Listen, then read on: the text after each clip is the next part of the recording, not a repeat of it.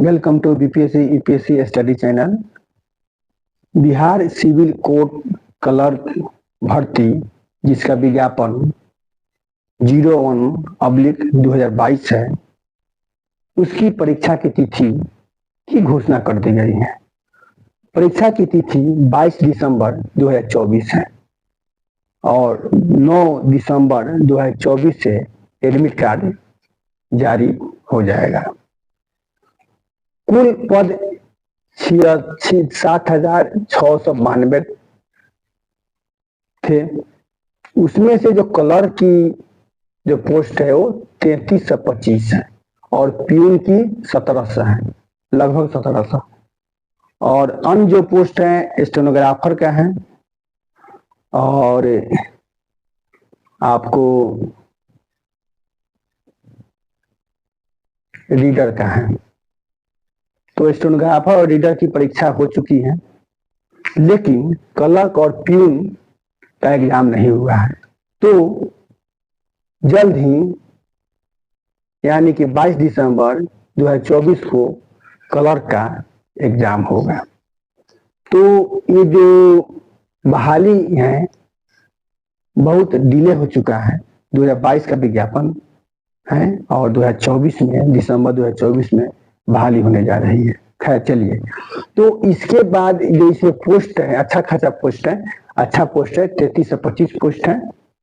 हो सकता है इसमें कुछ बढ़ोतरी हो जाए, लेकिन विज्ञापन के अनुसार 33 से 25 पोस्ट है। इसकी जो परीक्षा का पैटर्न है उसको आप लोग समझ लीजिए। 3 स्तरों पर परीक्षा आयोजित की जाएगी। पीटी,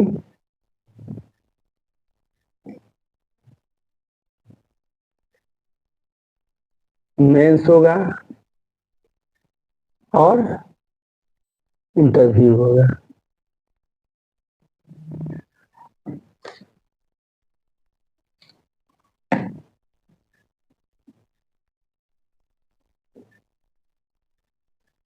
तो पीटी में जो पिछला पैटर्न है 2016 को हम देखते हैं, 2016 में एग्जाम हुआ था, तो उसमें 100 अंक का पीटी हुआ था। कुल अंक था, मतलब कुल प्रश्न थे 100 और प्रत्येक प्रश्न 1 अंक का था। तो कुल अंक हो गया 100। नेगेटिव मार्किंग नहीं थी।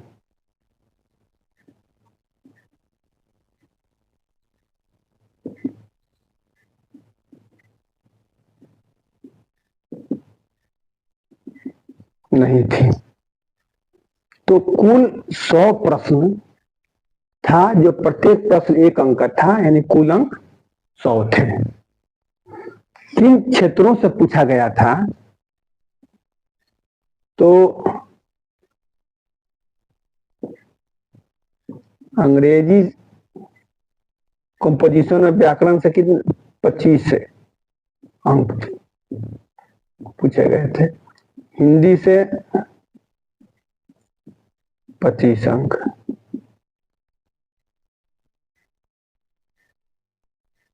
जीके एंड करंट अफेयर से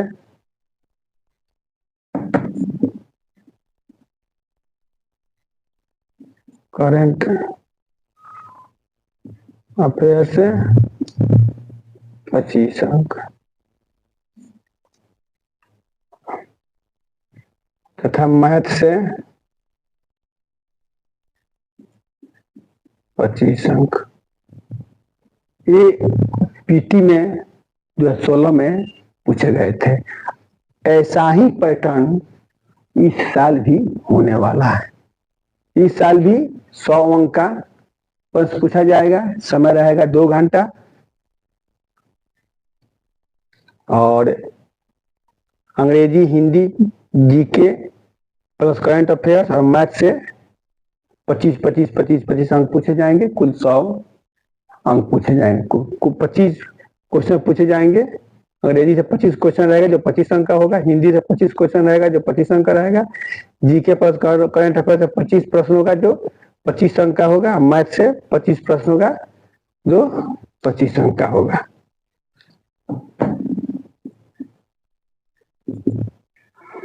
मेंस की बात करते हैं तो मेंस में टोटल 90 अंकों का मेंस होगा। ये एमसीक्यू आधारित होगा, यानी कि 4 विकल्प दिए जाएंगे और उसमें से एक विकल्प को आपको सही मानना होगा।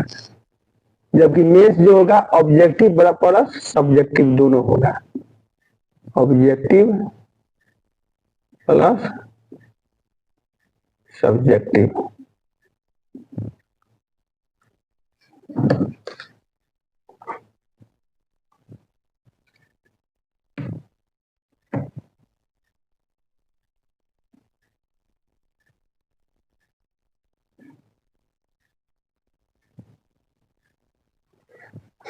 अब देखिए इसमें 6 सब्जेक्ट शामिल हैं।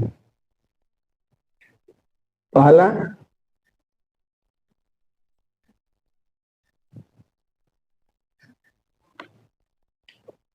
अंग्रेजी,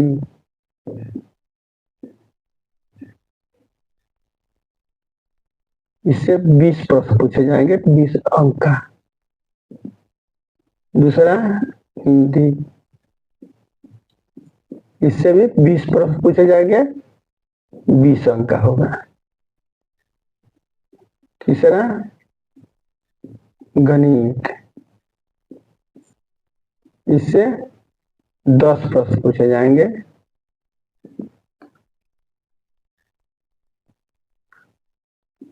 रीजनिंग,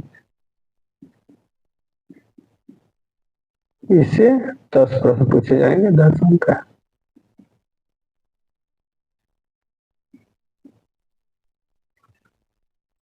सामान्य अध्ययन,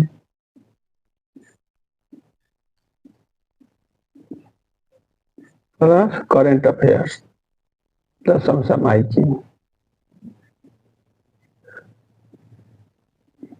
समसामयिकी, इससे पूछे जाएंगे 15 प्रश्न। और 6 हो गया कंप्यूटर, कुल हो गया 90 अंक। यानी अंग्रेजी से 20 प्रश्न होंगे 20 नंबर का, हिंदी से 20 प्रश्न होंगे 20 नंबर का, गणित से 10 प्रश्न होंगे 10 नंबर का, रीजनिंग से 10 प्रश्न होंगे 10 नंबर का, सामान्य अध्ययन और समसामयिकी से 15 प्रश्न पूछे जाएंगे, और कंप्यूटर से आपको 15 प्रश्न पूछे जाएंगे। इस प्रकार 20, 20, 40, 50, 60, 30, 90, 90 अंकों का मेंस होगा। इंटरव्यू जो है वो 10 अंक का होगा।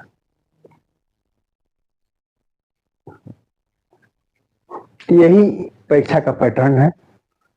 अब इसमें पीटी की महत्वपूर्ण भूमिका है, क्योंकि पीटी पास करने के बाद ही आप मेंस का एग्जाम देंगे।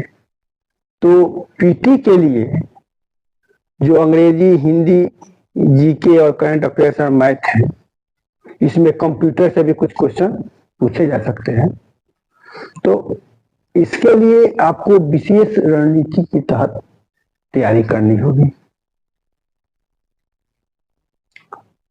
तो मैं बता दूं कि पीटी की कैसे तैयारी किया जाए, देता हूं।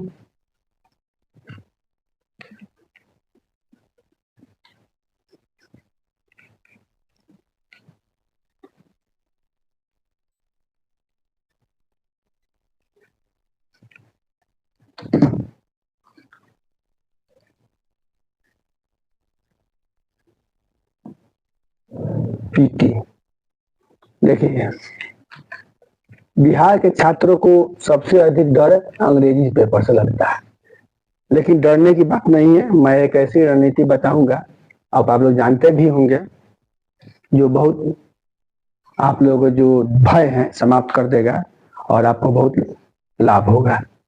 पहले अंग्रेजी की चर्चा हम करते हैं।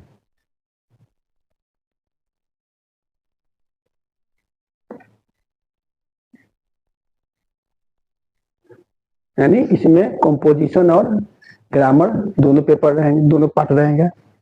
तो अंग्रेजी जो 25 अंक पूछे जाएंगे,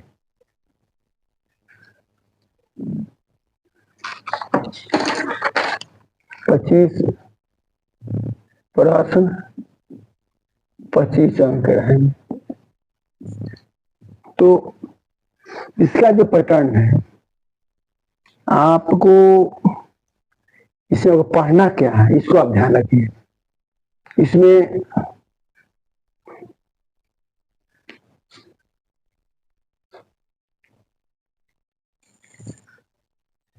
देखिए, जो हम लोग हिंदी में कहते हैं एक अनेक शब्द का एक शब्द, इस पर आप लोग को ध्यान देना है। उससे क्वेश्चन होता है, आपको लगभग 3 क्वेश्चन पूछे जाएंगे। इसके 1 वर्ड्स हम लोग कहते हैं, 1 वर्ड्स बताना है आपको अनेक शब्दों का। तो इससे संबंधित 3 क्वेश्चन पूछे जाते हैं। 4 भी हो सकते हैं, 2 भी हो सकते हैं, लेकिन एक एवरेज मान के चलिए पिछले पैटर्न के आधार पर 3 क्वेश्चन इससे पूछे जाते हैं। उसके बाद मिसिंग वर्ड पूछा जाएगा। मिसिंग वर्ड्स, इससे आपको लगभग 2 क्वेश्चन पूछे जाते हैं। वर्ड दे दिया जाएगा, उसमें कोई एक वर्ड जो एक होगा वो मिस करके होगा। जैसे मान लीजिए बुक दे दिया जाता है, बी डबल ओ के न रहकर बी ओ के रहेगा, बी ओ यू के रहेगा या बी ओ के रहेगा। मतलब इस तरह का मिसिंग वर्ड पूछे जाते हैं। कोई वर्ड में जो रहेगा उसमें से कोई एक जो उसमें का स्पेलिंग होगा वो गलत रहेगा, मिस किया हुआ रहेगा, गलत रहेगा या उसका जिक्र ही नहीं होगा, तो उसको मिसिंग वर्ड कहते हैं। इससे 2 क्वेश्चन पूछे जाते हैं। उसके बाद फिल इन ब्लैंक्स पूछा जाता है। फिल इन ब्लैंक्स, इससे लगभग 8 से 10 क्वेश्चन पूछे जाते हैं। फिल इन ब्लैंक्स में आपको आर्टिकल को भरना होता है, प्रीपोजिशन को भरना होता है, या सेंटेंस कंस्ट्रक्शन दे दिया जाता है, उसमें से किसी वर्ड को चयन कर भरना होता है। तो फिल इन ब्लैंक्स जो है इंग्लिश कंपोजिशन और जो इंग्लिश ग्रामर है दोनों का सम्मिश्रण इसमें रहता है। तो इससे फिल इन ब्लैंक से 8 से 10 प्रश्न पूछे जाते हैं। ऑपोजिट वर्ड पूछे जाते हैं, इससे आपको 3 क्वेश्चन पूछे जाएंगे। सिनोनिम्स पूछा जाएगा,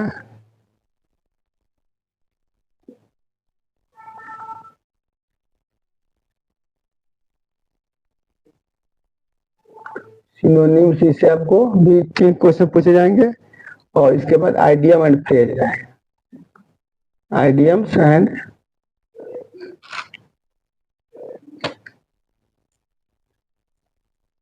फ्रेज, इससे भी 3-4 क्वेश्चन पूछे जाएंगे।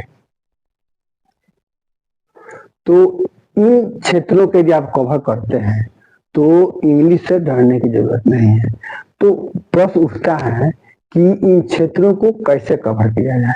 तो सबसे सरल उपाय है कि विगत वर्षों में जो परीक्षाएं हुई हैं और उसका जो बेस है उसमें मतलब अंग्रेजी पूछा गया है, एक पेपर अंग्रेजी हो, तो उन सभी परीक्षाओं को आप देखिए, उन परीक्षाओं के पेपर को आप देखिए, उसमें से अधिकांश हो सकता है कि रिपीट कर दे। क्योंकि ऐसा देखा जाता है कि अपोजिट वर्ड हुआ, सिनोनिम्स हुआ, आइडियम फ्रेज हुआ, या अनेक शब्द का एक शब्द हुआ, 1 वर्ड्स हुआ, तो वो सब कुछ न कुछ रिपीट होते रहता है। तो यदि इन जो विगत प्रश्न पत्रों को आप देखिएगा, किसी भी क्षेत्र का प्रश्न पत्र हो, जरूरी नहीं है कि सिविल कोर्ट क्लर्क परीक्षा से संबंधित प्रश्न पत्र हो, कोई भी प्रश्न पत्र हो जो अंग्रेजी पेपर को शामिल किए हुए हो, ऑब्जेक्टिव अंग्रेजी पेपर को, उसको आप देखिए। और इसके अलावा ग्रामर का बुक पढ़िए, स्तरीय ग्रामर का बुक पढ़िए, न्यूज पेपर पढ़िए, कोई अंग्रेजी का न्यूज पेपर पढ़िए। यदि न्यूज पेपर नहीं पढ़ते हैं तो भी कम से कम अंग्रेजी का व्याकरण पढ़िए। व्याकरण पढ़िएगा तो प्रीपोजिशन, आर्टिकल या जो बैलेंस है उसमें से अधिक का आप आंसर देने में सक्षम हो जाइएगा। ऑपोजिट सिनोनिम से आइडियम, फ्रेज, मिसिंग वर्ड भी आप पेपर पढ़िएगा, या वोकैबुलरी आपको शब्द पावर, जो वर्ड पावर मजबूत होगा तो इसको आप पकड़ लीजिएगा। तो मैं यही कहूंगा कि विगत प्रश्न पत्रों को देखिए, किसी भी डिपार्टमेंट का परीक्षा हो जिसमें अंग्रेजी शामिल हो उसको देखिए, और उससे आप अंग्रेजी पेपर को बहुत हद तक बनाने में समर्थ हो जाइएगा।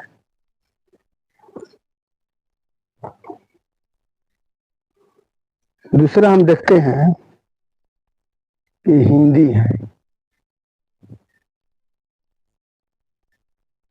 ये भी 25 प्रश्न पूछे जाते हैं और ये भी 25 अंक का होते हैं। तो हिंदी का जो 25 प्रश्न है इसमें असंगत शब्दों को छांटना होता है। असंगत शब्द 4 विकल्प दे दिए जाएंगे, उनमें से कौन सा विकल्प असंगत है, तीनों की अपेक्षा असंगत है, उसको छापना होता है। इससे भी लगभग 3 प्रश्न पूछे जाते हैं। पर्यायवाची हुआ, जो सिनोनिम्स हम कहते हैं, पर्यायवाची, उससे भी आपको 3 प्रश्न पूछे जाएंगे। समास हुआ, इससे लगभग 4 प्रश्न मान लीजिए। संधि हुआ, इससे भी 4 प्रश्न मानिए। कारक हुआ, इससे 1 से 2 प्रश्न। मुहावरा या लोकोक्ति, इसका अर्थ पूछा जाएगा। मुहावरा या लोकोक्ति दे दिया जाएगा, इसका अर्थ पूछा जाएगा, इससे भी 3 प्रश्न रहेंगे। हिंदी रचना, प्रश्न रचनाकार से भी लगभग 2 प्रश्न आते हैं। या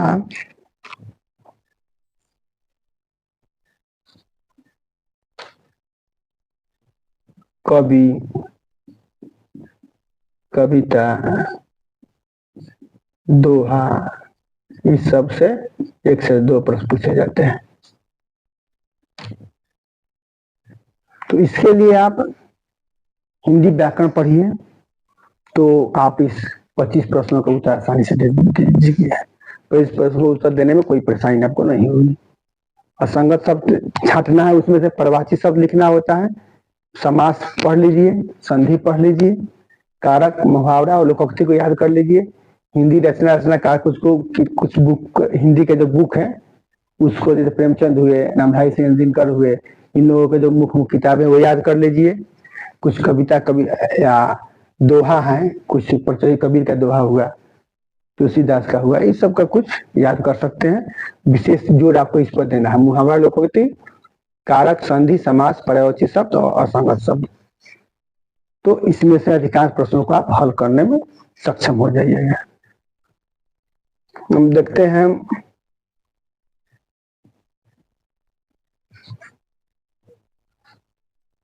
तीसरा हो गया गणित।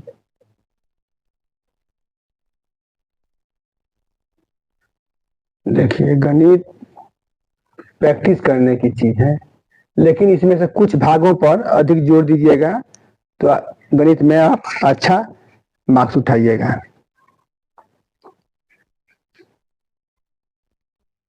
सबसे पहले इसमें आप नंबर सिस्टम जानिए।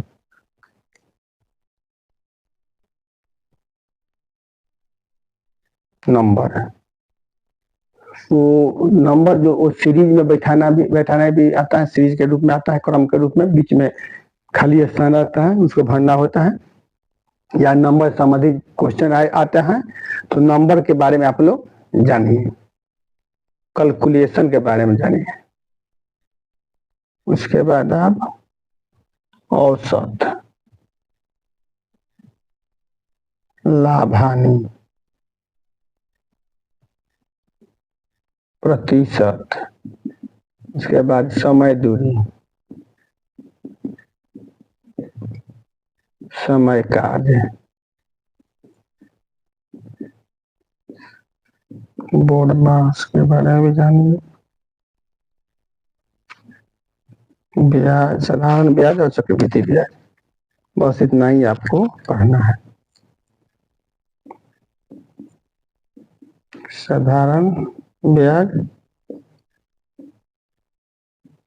चक्रवृद्धि ब्याज, और एक अनुपात और समानुपात है, अनुपात एवं समानुपात।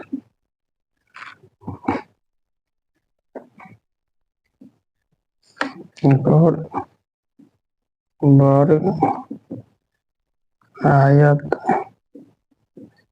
आयतन को देख सकते हैं। देखिए गणित में है, आप सबसे अधिक आप जोर दीजिए नंबर पर, नंबर से क्वेश्चन पूछे ही जाते हैं। उसके बाद कैलकुलेशन पर, जो अंकीय जो गुना भाग जोड़ घटा होता है, कैलकुलेशन किया जाता है, उस पर आप ध्यान दीजिए। उसके बाद बोर्ड मास पर ध्यान दीजिए, यानी कि जो प्लस माइनस या बड़ा कोष्ठ छोटा कोष्ठ का इत्यादि इस तरह के प्रश्न पूछे जाते हैं, तो ऐसा प्रश्न हमेशा पूछे जाते हैं। तो नंबर, कैलकुलेशन और बोर्ड मार्क्स, दिन पर आप ध्यान दीजिएगा तो अधिकांश क्वेश्चन आप पकड़ लीजिएगा। इसके अलावा औसत, लाभ हानि, समय दूरी, समय कार्य, साधारण ब्याज, चक्रवृद्धि ब्याज, अनुपात समानुपात पर ध्यान दीजिए। समय बचता है आपके पास तो वर्ग देख लीजिए, आयत देख लीजिए, त्रिभुज देख लीजिए, आयतन देख लीजिए, इसका फॉर्मूला देख लीजिए। समय बचता है तो प्रतिशत को देखना है। तो इससे लगभग नंबर से जो आपको क्वेश्चन पूछे जाते हैं, 4 से 5 क्वेश्चन नंबर से पूछे जाते हैं। कैलकुलेशन से भी 5 से 6 क्वेश्चन पूछे जाते हैं। औसत से 1 क्वेश्चन, 1 से 2, लाभ हानि से 1 क्वेश्चन, प्रतिशत से 1 क्वेश्चन, समय दूरी से आपको 2 क्वेश्चन पूछे जा सकते हैं, समय कार्य से 2 क्वेश्चन, और जो बोर्ड मास है इससे 3 से 4 क्वेश्चन पूछे जा सकते हैं। साधारण ब्याज से 1 क्वेश्चन, चक्रवृद्धि ब्याज से 1 क्वेश्चन, अनुपात समानुपात से 2 क्वेश्चन। तो और अन्य क्वेश्चन जो हुआ त्रिभुज, आयत, वर्ग से पूछे जाते हैं। वर्ग है, आयत है, आयतन है, त्रिभुज है, इसको भी आप लोग देख सकते हैं। लेकिन आप कम से कम नंबर, कैलकुलेशन, बोर्ड मास ये देखते हैं तो लगभग 3, 5, 3, 8, 4, 12 क्वेश्चन, 50% क्वेश्चन आप पकड़ लीजिएगा। नंबर, कैलकुलेशन और बोर्ड मास, लेकिन इस पर पकड़ होनी चाहिए। उसके बाद अब औसत देखिए, औसत बहुत आसान है। लाभ हानि देख लीजिए, प्रतिशत देख लीजिए, और समय दूरी, समय कार्य देख लीजिए, ब्याज, साधारण ब्याज देख लीजिए, अनुपात समानुपात, मतलब बहुत इजी सिलेबस है। इसके लिए आप RS अग्रवाल का जो मैथ का किताब, गणित का किताब आता है, उसका सहारा ले सकते हैं। प्रैक्टिस कीजिए, आसानी से गणित को बना लीजिएगा। क्योंकि प्रैक्टिस ऐसा होता है, परीक्षा हॉल में आप जानते भी हैं तो प्रैक्टिस के अभाव में आपका प्रश्न छूट जाता है या गलत बन जाता है। इसलिए प्रैक्टिस करना जरूरी है। इनमें से 2-3-4 जो पॉइंट हैं उस पर अधिक जोर दीजिए। नंबर, कैलकुलेशन, बोर्ड मास और औसत, समय दूरी और समय कार्य, इस पर सबसे अधिक फोकस कीजिए। उसके बाद समय बचता है तो प्रतिशत, लाभ हानि और अनुपात, समानुपात, वर्ग आयतन, त्रिभुज आयतन, ये सब देख लीजिए। तो ये तो है गणित का।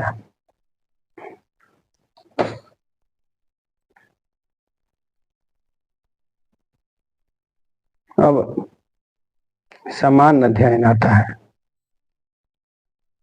और करेंट अफेयर्स मतलब समसामयिकी। समसामयिकी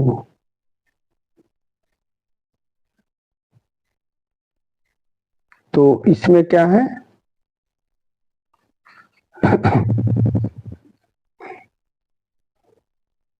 इसमें आपको हिस्ट्री पूछेगा।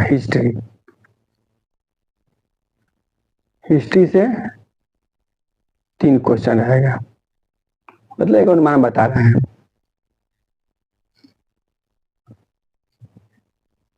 फिजिक्स रहेगा 3 क्वेश्चन, बायोलॉजी रहेगा 4 क्वेश्चन, समझिए बायोलॉजी से रहेगा। वो ज्योग्राफी से 2 क्वेश्चन मान कर चलिए। भारतीय संविधान से आपको 2 क्वेश्चन मान कर चलिए। इकोनॉमिक्स से भी रहता है क्वेश्चन, इकोनॉमिक्स से 1 क्वेश्चन मान कर चलिए, 1 क्वेश्चन पूछा जाएगा। इसके अलावा डिफेंस से पूछा जाएगा।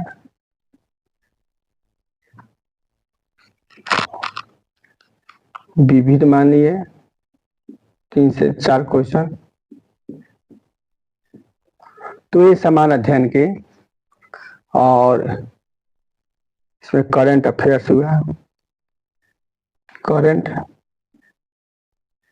5 मान के चलिए 5 क्वेश्चन। करंट में राष्ट्रीय, अंतर्राष्ट्रीय या राज्य स्तर पर जो आपको स्पोर्ट्स हो, खेल हो, खिलाड़ी हो, विशेषकर क्रिकेट हुआ, तो इन क्षेत्रों से 5 प्रश्न पूछे जाते हैं। तो अब इसमें समान अध्ययन में आप हिस्ट्री, विशेषकर मॉडर्न हिस्ट्री पर ध्यान दीजिएगा। बिल्कुल आसान क्वेश्चन रहते हैं, आप मॉडर्न हिस्ट्री पर ध्यान दीजिएगा। फिजिक्स में एक क्वेश्चन हमेशा पूछा जाता है, यूनिट, बल का यूनिट क्या है, कार्य का यूनिट क्या है, इकाई क्या है। तो फिजिक्स में एक क्वेश्चन हमेशा रहता है। बायोलॉजी में आपको ह्यूमन बॉडी से क्वेश्चन पूछे जाते हैं, ज्यादा अंदर क्वेश्चन नहीं पूछे जाते हैं बायोलॉजी से। आपको जैसे मान लीजिए किस बीमारी, कौन सा बीमारी किस कीटाणु से होता है, किस विषाणु से होता है, किस प्रोटोजोआ से होता है, बीमारी का कौन सा कारक है, या बॉडी से संबंधित कोई किस विटामिन की कमी से कौन सा रोग होता है, इस विटामिन का क्या नाम है, जैसे विटामिन बी का क्या नाम है। तो ह्यूमन बॉडी से ही संबंधित बायोलॉजी संबंधित क्वेश्चन पूछे जाते हैं। तो इसमें 2 क्वेश्चन हमेशा पूछे जाते हैं, बीमारी किस के कारण होती है, किस वायरस के कारण होती है, या प्रोटोजोआ के कारण होती है, या जीवाणु के कारण होती है, बैक्टीरिया के कारण होती है, कौन बीमारी किसके कारण होती है। विटामिन हुआ, भोजन हुआ, प्रोटीन हुआ, कार्बन डाइऑक्साइड, कार्बोहाइड्रेट हुआ, वसा हुआ, इस सबसे प्रश्न पूछे जाते हैं बायोलॉजी में। ज्योग्राफी में भी बहुत आसान क्वेश्चन पूछे जाते हैं। थोड़ा आप लोग फिजिकल ज्योग्राफी जान लीजिएगा, नदी, चट्टान, मिट्टी, हिमालय पहाड़ के बारे में थोड़ा जान लीजिएगा। हिमालय पहाड़ 3 भागों में बटा हुआ है, उसकी चोटियों के बारे में जान लीजिएगा। और सबसे अधिक उत्पादन किस चीज का होता है,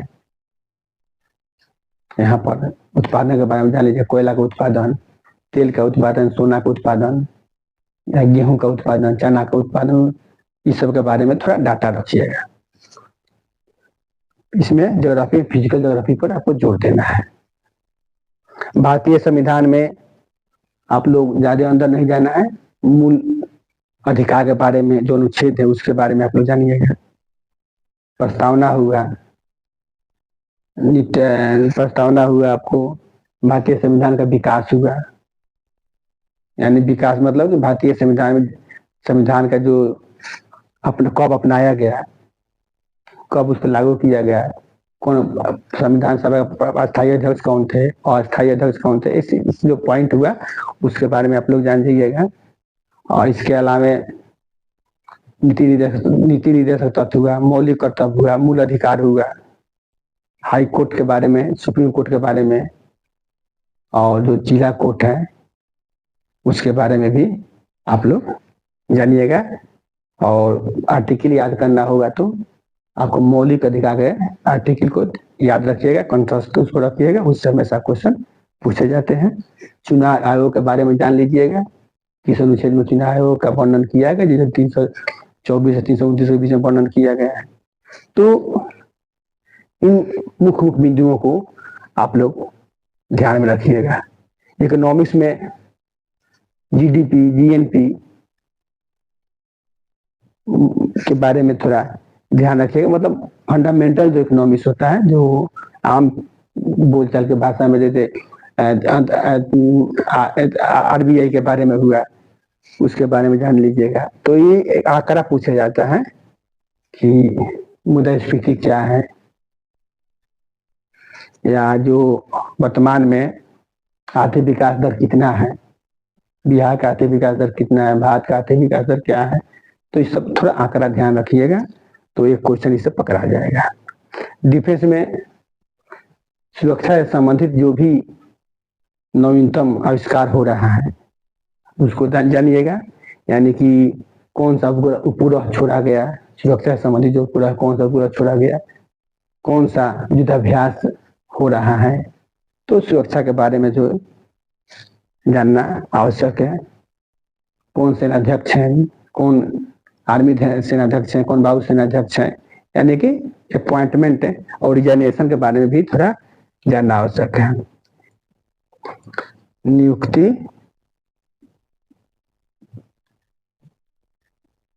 और रिजाइनेशन,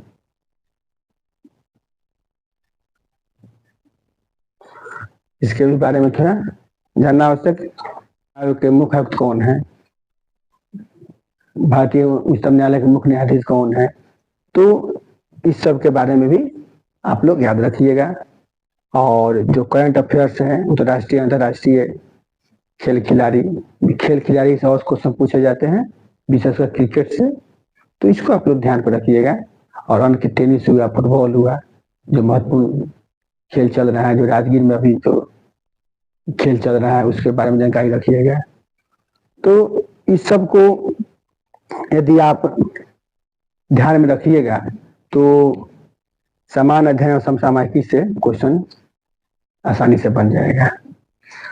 और मैं यही कहूँगा कि जो हिस्ट्री, फिजिक्स, बायोलॉजी, ज्योग्राफी, भारतीय संविधान, इकोनॉमिक्स या विविध हुआ, तो उसके लिए आप लूसेंट का किताब है उसको एक नजर में देख लीजिएगा, क्योंकि फैक्चुअल पूछा जाता है। जो मैंने बताया जिस क्षेत्र में उस पर थोड़ा फोकस कीजिएगा, उतना देख लीजिएगा तो सामान्य अध्ययन आपसे बन जाएगा। और समसामयिकी के लिए कोई पत्रिका खरीद, स्तरीय पत्रिका खरीद लीजिएगा, उसमें जोड़ दीजिएगा नियुक्ति, रिजाइनेशन और डिफेंस, क्रिकेट, फुटबॉल।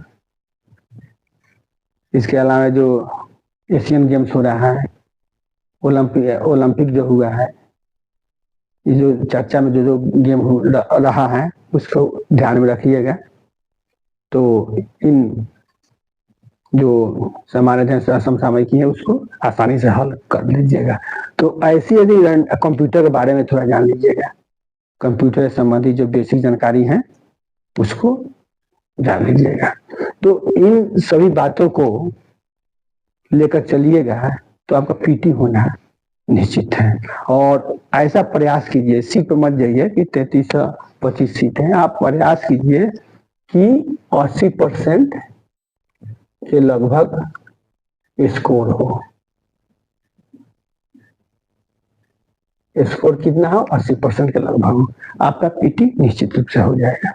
तो बिहार सिविल कोर्ट क्लर्क की भर्ती के लिए आप इस सुनियोजित तरीका से तैयारी करें और समय का अपने अनुसार बंटवारा कर लें, तो निश्चित रूप से आप 80% स्कोरिंग करने में कामयाब रहिएगा। ध्यान से पढ़िए।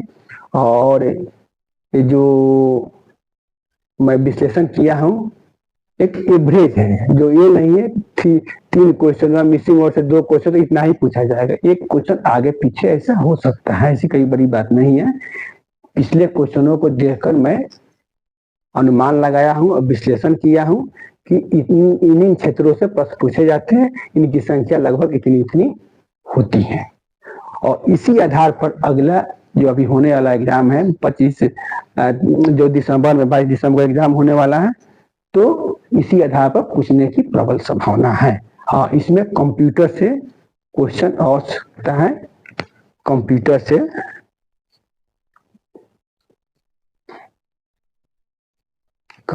से कुछ क्वेश्चन हो सकते हैं, इसलिए कंप्यूटर के बारे में भी थोड़ा आप लोग जानकारी रखिएगा। फिर हम अगले वीडियो में मिलते हैं। Thank you.